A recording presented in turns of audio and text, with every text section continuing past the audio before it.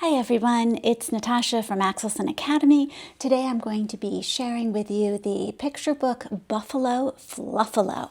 Now this is a great book for young children to develop their sense of rhyme. Obviously, the author has taken the word buffalo, and not a lot of things really rhyme with buffalo.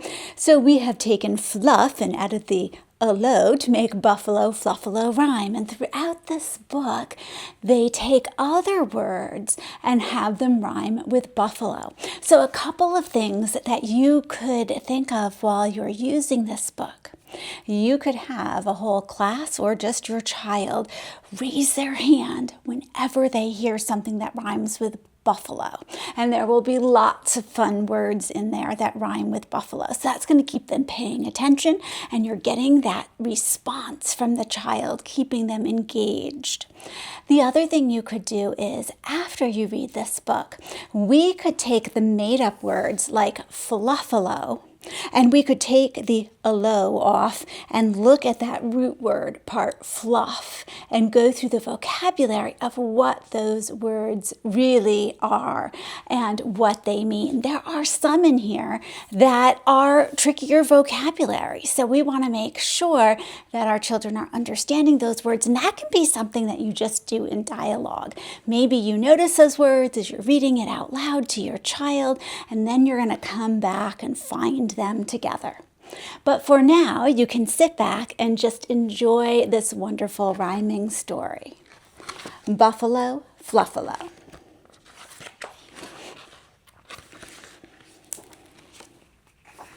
There once was a Buffalo Fluffalo, a snuffalo, scruffalo, surly old buffalo, who was ever so snarly and gnarly and tuffalo. I'm the Buffalo Fluffalo, I heave and I huffalo, leave me alone because I've had enough-alo. One day when old Fluff was especially miffed, a hammy old ram clomped up with a gift. I notice you like to nap in the shade, so here's a big floppy wool hat that I made.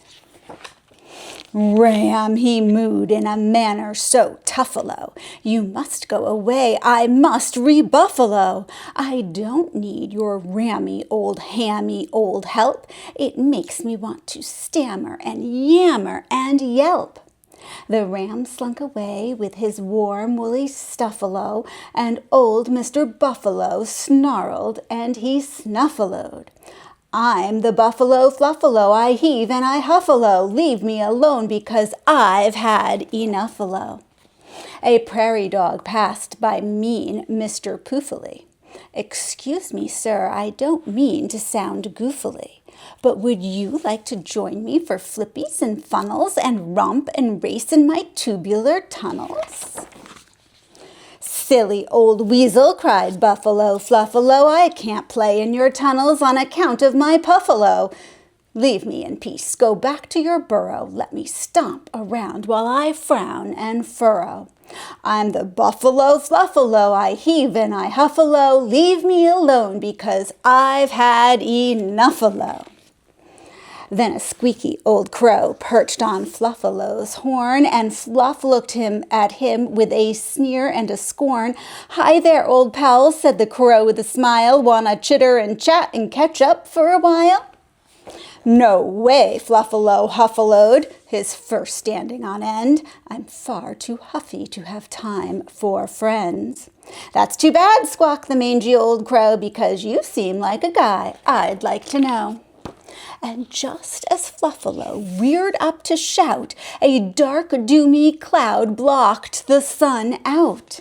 With a rumble and a grumble and a bangy loud blark, the whole prairie and mountains were covered in dark. Then, with one final thundery, blundery blup, the humpiest, heaviest cloud opened up, and down came the rain with a splash and a spluffalo, right on the head of old Buffalo Fluffalo. There he is. Squawk, said the crow with a grin on his beak. Why, Buffalo Fluffalo's just a pipsqueak. Then the ram and prairie dog gathered to see that indeed Mr. Fluff was so very wee. "Look," cried the ram, "it's old Mr. Fluff, so little and piddle, all wet in the buff." Everyone gawked, from the mice to the snakes, even the scaly old fish in the lakes. Fluff shouted out, "Don't look at me. I'm not little, I'm tough as can be." He shimmied and shook to repuff his fluff. Then he snarled and gnarled and stomped with a huff. "I'm the buffalo Fluffalo, I heave and I huffalo. Leave me alone because I've—" "Stop," said the ram. "You don't have to act tough. We like you just fine without all your puff." "He's right," said the prairie dog, a smile in her eyes. "You're great how you are, no matter your size." "I am," sniffed the buffalo, who wasn't so fluffalo. "I'm sorry for being so grumbly and tuffalo. Without my fluff, I'm tiny and miserable." "No," called the crow, "you're ugly and snugly kissable."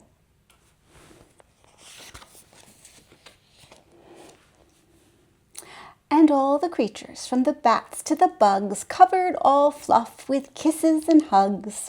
And that's how the story of Fluffalo ends, with a happy old buffalo snuggling his friends. I love this story. Doesn't it have a Seuss-like sound to it? What a wonderful story to bring in the week that you're celebrating Dr. Seuss's birthday, too.